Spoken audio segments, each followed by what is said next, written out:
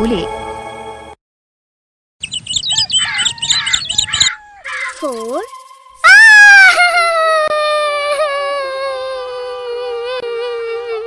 अरे पापा, मुझे सांप ने काट लिया, मुझे सांप ने काट लिया, मुझे सांप ने काट लिया। अरे बेटा, क्या हुआ? सांप ने काटा? अरे बाप रे, अब मैं क्या करूं? कैसा था वो सांप? पापा, वो ना इतना सा था, उसने मुझे काट लिया। पापा, बहुत दर्द हो रहा है। अरे बाप रे, वो तो दबोया सांप था। वो बहुत जहरीला सांप होता है बेटा, जान पर बनाती है। जल्दी कर बेटा, मंदिर में तांत्रिक के पास चलते हैं, चल जल्दी।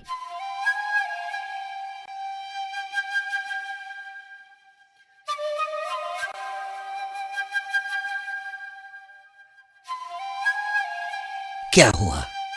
ऐसे क्यों भाग रहे हो? बच्चे को क्या हो गया? अरे हटो ना बाबा, वैसे ही बच्चे को सांप ने काट लिया है। मैं जल्दी में हूँ, बीच में रास्ता क्यों काट रहे हो? चलो हटो। सांप ने काट लिया? हाँ, बच्चे को देखने से लगता तो है। लग रहा है विष शरीर में कुछ जल्दी चढ़ रहा है। जरा रुको, मैं तुम्हारे बच्चे को उस विष से बचा सकता हूँ। अरे बाबा, देखने में तो पागल दिखते हो। तुम पे विश्वास करके बच्चे की जान से खिलवाड़ नहीं कर सकता। हटो ना बाबा, अगर वो मंदिर का तांत्रिक कहीं निकल गया तो मेरे बच्चे की जान तो जाएगी बाबा। मंदिर तक जाने का समय नहीं है। बच्चे के शरीर में विष फैल रही है। तुरंत इलाज ना करें तो पहुंचते पहुंचते वो मर जाएगा। मेरी बात मानो। सच बोलो बाबा, तुम्हें सांप के कांटे का इलाज आता है? अच्छा देखो, अगर इसका विष उतर गया और मेरे बेटे की जान बच गई तो ठीक है, वरना बाबा मैं अपने हाथों से तुम्हारी जान ले लूंगा। बाबा, ये मेरा इकलौता बच्चा है। ठीक है, जो चाहो बाद में कर लेना, पहले तुम बच्चे को उतारो।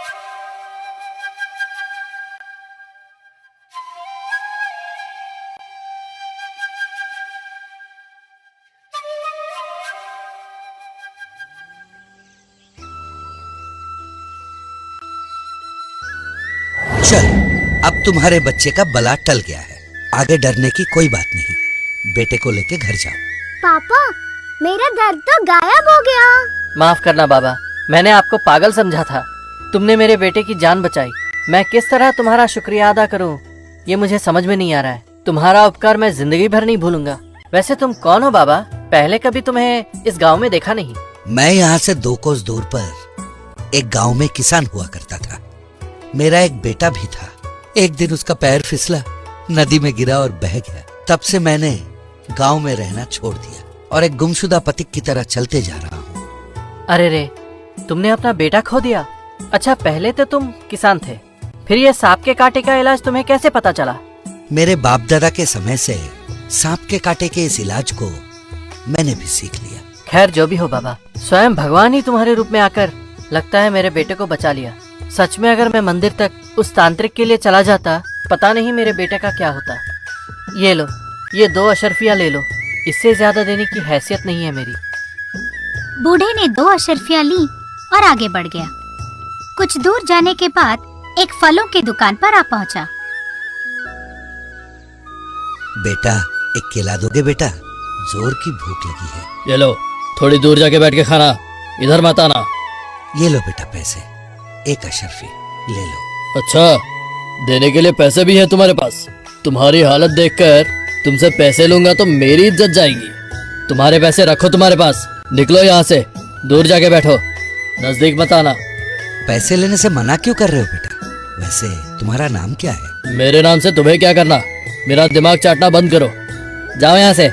वैसे भी धंधा मेरा मंदा पड़ा है और बीच में तुम्हारी खिचखिच। तुम्हारी शक्ल देख के दुकान पे आने वाला भी भाग जाएगा।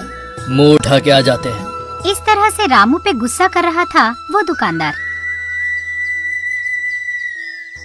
ओ भैया, 1 दर्जन का कितना लोगे? 3 अशर्फिया, मीठे हैं, एकदम ताजे भी हैं। ले लीजिए बहन जी। कुछ ज्यादा ही दाम लगा रहे हो। 2 अशर्फिया देती हूँ, देना हो तो दो, वरना रख लो। ठीक है, जो आप बोले बहन जी। लगता है और कोई आएगा नहीं। चलो खाना खाने घर चलते हैं। बेटा ये लो, ये 2 अशर्फिया ले लो और मुझे भी केले दे दो। फिर से आ गए? पैसे हैं तुम्हारे पास? ठीक है, ये केले लो और घर जाओ।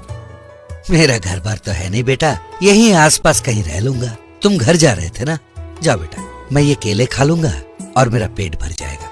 वैसे तुमने अपना नाम नहीं बताया। बाबा, आप मेरे बारे में सोचना बंद करो और अपने काम से काम रखो। फिर रामू को केले बेचने के बाद वो अपने घर चला गया। रामू ने केले वहीं खा लिए और एक मंदिर के आंगन में रात को सोने के लिए चला गया। उस रात को अरे ये क्या, ये भिखारी तो नया नया दिख रहा है। लगता है इसका घर बार है नहीं, आके मंदिर में सो गया। अरे दुकान पे भी यही दिख रहा है और घर के सामने भी यही दिख रहा है। उसकी शक्ल देख के ही माथा खराब हो रहा है। वैसे भी उसके बारे में क्यों सोच रहा हूँ, मैं चल के सोता हूँ। अगले दिन रामू हर रोज की तरह अपने दुकान पर केले बेच रहा था। बेटा, बहुत भूख लग रही है, 2 ठो केले दोगे? पैसे दो और फल ले जाओ, जितने चाहिए उतने उठा लो। मेरे पास पैसे तो नहीं है बेटे, पर भूख बहुत जोर की लगी है। अरे कल तो बड़े पैसे दिखा रहे थे, आज खिस्सा खाली। ठीक है, ये 2 केले लो और फुटो, इस तरफ मत आना। तुम्हारी शक्ल से मुझे गुस्सा आ रहा है। फिर शाम तक केले बेचकर दामू अपने घर चला गया। हर रोज सुबह दामू के दुकान खोलते ही रामू पहुंच जाता था और 2 केले मांगता था। रामू का दुकान पर आना दामू को बिल्कुल पसंद नहीं था। इस बुढ़ऊ से छुटकारा कैसे पाया जाए? उसके शक्ल से ही मुझे गुस्सा आता है। कोई तो उपाय निकाल कर इसे यहाँ से भगाना पड़ेगा। ए रामू, इधर आ तो। मैं जरा घर तक जा रहा हूँ, चाय पी के आता हूँ। तब तक तू मेरा दुकान संभाल। कोई ग्राहक आ जाए तो जरा नजर रखना। हाँ, तुम चिंता मत करो, मैं दुकान देख लूंगा, तुम जाओ। अरे बाबा, आप यहाँ? आपने मुझे पहचाना नहीं? याद है आपने मेरे बेटे को सांप के कांटे से बचाया था? याद आया? हाँ हाँ, आपको कैसे भूल सकता हूँ। कैसा है आपका बेटा अभी? सेहत ठीक है ना उसकी? आपके दवा देने के बाद सेहतमंद हो गया है। अब तो सारे बच्चों के साथ खेलता भी है। सब ऊपर वाले की दया है। छोटी सी उम्र में बड़ी आफत टल गई उसकी। वैसे बाबा, हर वक्त दवा आपके पास रहता है ना? हर वक्त इसी झोले में रखता हूँ। किसी पर अगर सांप की वजह से आफत टूट पड़े, मैं इन्हीं जड़ी बूटियों की मदद से उन्हें बचा लेता हूँ और खुद को भी बचा लेता हूँ। अच्छी बात है। वैसे बाबा, आप यहाँ क्या कर रहे हो? इस केले के व्यापारी को देखकर मेरा बेटा याद आता है, इसलिए बस मेरा मन यही रहने को करता है। ओह अच्छा, वो बढ़िया आदमी है। वैसे उस बेचारे का भी आगे पीछे कोई है नहीं, अनाथ है। वैसे भी आपका यहाँ रहना इस गांव के लिए बहुत फायदेमंद है। चलो बाबा, फिर मिलेंगे। अच्छा बाबा, ये 2 केले लो और चलते बनो, ठीक है? फिर यहाँ शक्ल मत दिखाना। ए रामू, रुक, इधर आ। जाने से पहले यहाँ 10 अशर्फिया छोड़ के गया था, वापस आए तो नहीं दिख रहे हैं। मेरे जाने के बाद तू अकेला यहाँ था। अशर्फिया तूने ही उठाया है ना? बोल, तू खुद मेरी 10 अशर्फिया मुझे लौटाएगा या फिर तुझे सैनिकों के हवाले करूं? देखो बेटा, मुझे उन 10 अशर्फियों के बारे में कुछ नहीं पता। तुम उन्हें कहीं रख के भूल गए होगे। एक बार ठीक से देख लो ना बेटा, मैंने अपनी जिंदगी में चोरी नहीं की बेटा। तू सोचता है कब मैं यहाँ से हटूं और तू मेरे केले चोरी कर ले। अब तुझे मौका मिल गया और तूने मेरे पैसे ही हटा लिए। मैं तुझे नहीं छोड़ूंगा। अब तू देख। मैंने कभी तुम्हारे केले चुराने का नहीं सोचा। तुमने दिया तो खाया, नहीं तो चला गया। पर मैंने जिंदगी में कभी चोरी नहीं की बेटा। तुमसे कोई गलती हो रही है, जरा ठीक से याद करके देखो बेटा, तुमने वो पैसे कहाँ रखे थे? अरे हर चोर एक ही राग आलापता है, मुझे मालूम है। तुझे तो मैं सैनिकों के हवाले कर दूं, पर मन नहीं मानता। फिर मुझे अपनी शक्ल मत दिखाना। तू भाग अब। फिर हताश होकर रामू उस दिन के बाद से दामू की दुकान पर नहीं आया। लेकिन हर रोज रात को दामू के घर के सामने ही थोड़ी दूर पर मंदिर के आंगन में आकर सो जाता था। इस तरह सिलसिला चलने लगा। फिर अरे आज तो लगता है बड़ा तूफान आने वाला है। बाप रे, बिजली भी कड़क रही है। ऐसी हालत में कौन खरीदार आएगा? निकलता हूँ घर की तरफ। कहकर अपने फलों की टोकरी से सर को ढक के दुकान से अपने घर की तरफ निकल पड़ा। मूसलाधार बारिश हो रहा था। उसके घर तक पहुँचते पहुँचते अंधेरा छा गया। बच गया, आखिर घर तक पहुँच ही गया। मूसलाधार बारिश है, आज रात को नहीं रुकेगी। उस बुढ़ऊ को देखो, आराम से जी रहा है। कोई दे देता है तो खा लेता है, वरना आके मंदिर में आराम से सो जाता है। रईसी लगा रखी है। उसने लालटेन की रोशनी कम कर दी, खंबे से टांग दिया और जाकर आराम से सो गया। उस रात बारिश रुकने का नाम ही नहीं ले रहा था। यूं ही रात गुजर रही थी। आधी रात तक दामू को प्यास लगने लगी और वो अपनी खाट से पैर नीचे करके उतरने लगा। ये क्या, पैर में कुछ मुलायम सा लग रहा है। रोशनी में देखूं तो कुछ पता चले। अरे बाप रे, मैंने सांप पे पैर रख दिया था। बाप रे, ये सांप तो बहुत बड़ा है, पता नहीं कितनी जहरीली है। अच्छा हुआ मुझे काटा नहीं, मुझे तो सावधानी बरतनी पड़ेगी। इस तरह डरते डरते लालटेन को अपने पास रखकर सोने की कोशिश कर रहा था, पर उसको सपने में वो सांप ही दिख रहा था। उसकी नींद उड़ गई। अरे बाप रे, बहुत डर लग रहा है। मैं एक पल भी यहाँ नहीं रह पा रहा हूँ, मुझे बाहर जाना पड़ेगा। मुझसे अकेले में सोया नहीं जा रहा है। आज रात के लिए उस भिखारी को घर बुलाता हूँ, दोनों मेरे घर में ही रहेंगे, तब मैं चैन से सो पाऊंगा। रामू, ओ रामू, मैं हूँ दामू, केले का व्यापारी। कौन है? तुम हो? तुम्हारा नाम दामू है? कितनी बार पूछा, पहले बताया नहीं तुमने, अब खुद से आकर अपना नाम बता रहे हो। क्या चाहिए तुम्हें? मुझे घर में अकेले में सोने में डर लग रहा है। अगर तुम आज मेरे घर में सोते तो। रहने दो बेटा, मेरे जैसे चोर का तुम्हारे घर में सोना शायद अच्छा नहीं दिखेगा। तुम जाके सो जाओ। अरे ऐसा मत बोलो, मैं तो उस बात को कब का भूल गया। इतनी बारिश में अकेले यहाँ कैसे सोओगे? मेरे साथ घर चलो, दोनों घर में सोएंगे। तुम्हें अपने घर बुलाने से मुझे कोई परेशानी नहीं होगी। तुम मुझे यहाँ से भी भगा के तब दम लोगे ना, मैं तुम्हारे साथ नहीं आ सकता। तुम जाओ बेटा। वैसे भी तुम तो रोज अकेले ही सोते हो ना, आज तुम्हें इतना डर क्यों लग रहा है? कोई सपना वपना देख लिया क्या? सपने से क्या डरना बेटा, भगवान का नाम लेके सो जाओ, नींद आ जाएगी। नहीं नहीं, वैसी बात नहीं है।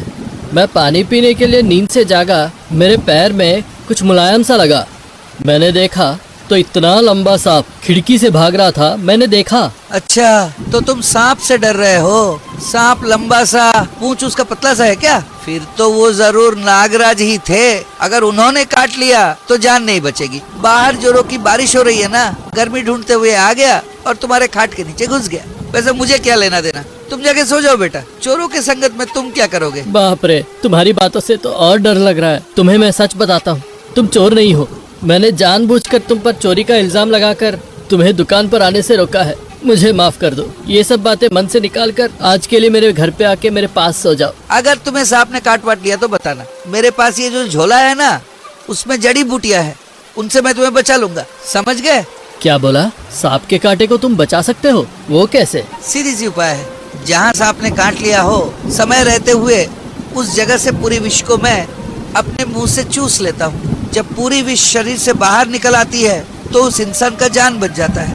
अच्छा, पर विष अगर गले से शरीर में चला गया तो तुम्हें कोई नुकसान नहीं होगा? नुकसान क्यों नहीं होगा, पर उसका तोड़ मेरे पास कुछ जड़ी बूटियां हैं, उनसे मैं अच्छी तरह कुल्ला करके थूक देता हूँ। मेरे मुंह में से सारा विष खत्म हो जाता है। फिर तो आज रात तुम्हें पक्का मेरे घर में मेरे पास सोना पड़ेगा।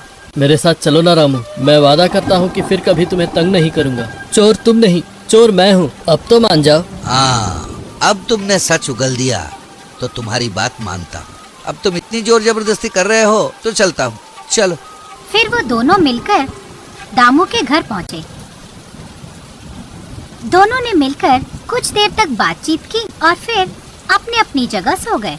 नींद में भी उसे नागराज के बारे में रामू की बताई हुई बातें याद आकर कितनी भी सोने की कोशिश करो, उस सांप को भूल नहीं पा रहा हूँ। वैसे भी रामू के पास तो इसकी दवा है, फिर मैं क्यों डरूं? बहुत जोर की प्यास लगी है, थोड़ा पानी पी के आके सो जाता हूँ। फिर दामू अंधेरे में पानी पीने जाने लगा तो उसके पैर पर कुछ मुलायम सा लगा।